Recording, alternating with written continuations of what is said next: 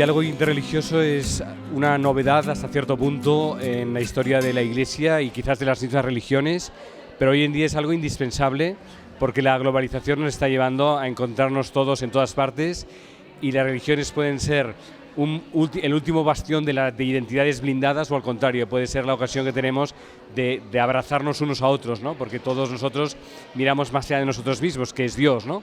Entonces, para mí el gran mensaje es cómo las religiones pueden ayudarnos a encontrarnos, manteniendo nuestras identidades originarias, por supuesto, pero pasar de identidades blindadas a identidades porosas y después incluso a identidades oblativas, ¿no? Que lo que somos no es en contra de otro, al margen de otro, sino para los demás. Y ahí las religiones pues tienen mucho que hacer en esta transformación de una posición defensiva e incluso ofensiva a una disposición oblativa, ¿no? Lo que uno es, darlo a los demás.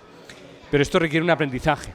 Entonces, la sesión de hoy, la conferencia de hoy, es más en torno a esta difícil y bendita alteridad.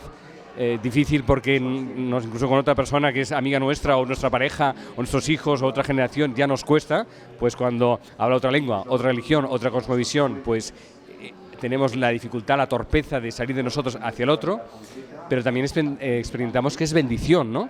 Porque el otro nos complementa, la mujer complementa al hombre, el hombre complementa a la mujer, los niños complementan a los padres, los abuelos, es decir, hay bendición y dificultad, entonces el aprendizaje del encuentro hacia el otro, más desde la dimensión, por decirlo así, antropológica. Y mañana será más la dimensión teológica o espiritual de las tres grandes constelaciones religiosas, que una es la semítica profético-cristiana, digamos, la que nace de la Biblia, donde Dios es un tú, el tú referencial por excelencia, que nos llama a nosotros dos, yo, o sea, que nos despierta la vocación, la llamada. Las religiones oceánicas, que son las religiones orientales, donde la relación con Dios no es de yo-tú, sino de entrar en un todo, una totalidad, y eso es otro registro espiritual. Y las religiones aborígenes, que tienen que ver con el cuidado de la tierra, con la ecología, no como una estrategia, sino como un modo de estar, relacionarse con la naturaleza, de venerarla, de quererla. Todo ello hace que esta triple constelación puede ser un gran enriquecimiento para todas las tradiciones en un momento nuevo en el que hoy se encuentra la humanidad. Todos estamos en todas partes. Para algunos esto es una maldición. Yo creo que tiene mucho que ver con la madurez personal.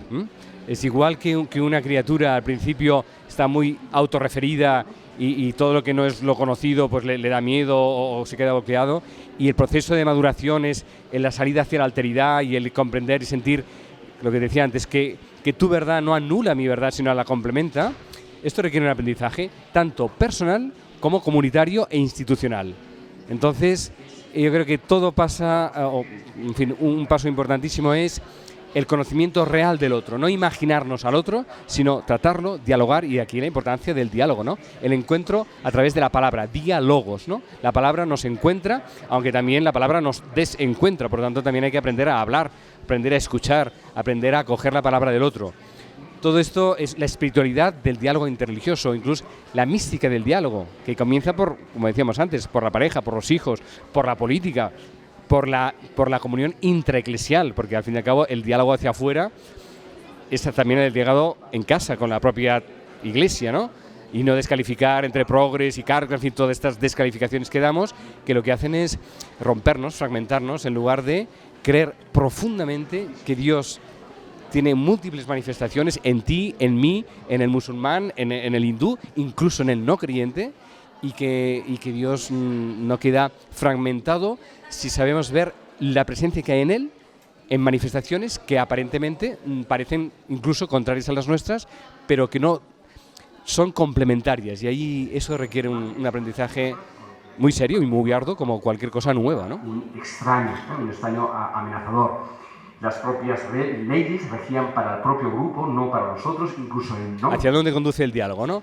Bueno, yo creo que hay dos modelos, ¿eh? El primero es empezar a conocernos y el respeto por el otro. Entonces, el saber, o sea, el hombre cuando se une con la mujer no se hace mujer, ni la mujer se hace hombre por estar unidos, ¿no? Y al contrario, en la máxima diferencia de géneros es donde se produce la fecundidad. Por lo tanto, el diálogo no lleva a la disolución en el otro. La alteridad, el encuentro con la alteridad no es la alienación, ¿eh? Hay dos palabras muy importantes en latín que distinguen el otro como alius o el otro como alter. Cuando el otro es ajeno y contrario a mí, es alius, ¿no? Entonces, si me hago el otro, me alieno de mí mismo y eso me destruye. En cambio, el otro como alter me alteriza y me abre a la diferencia.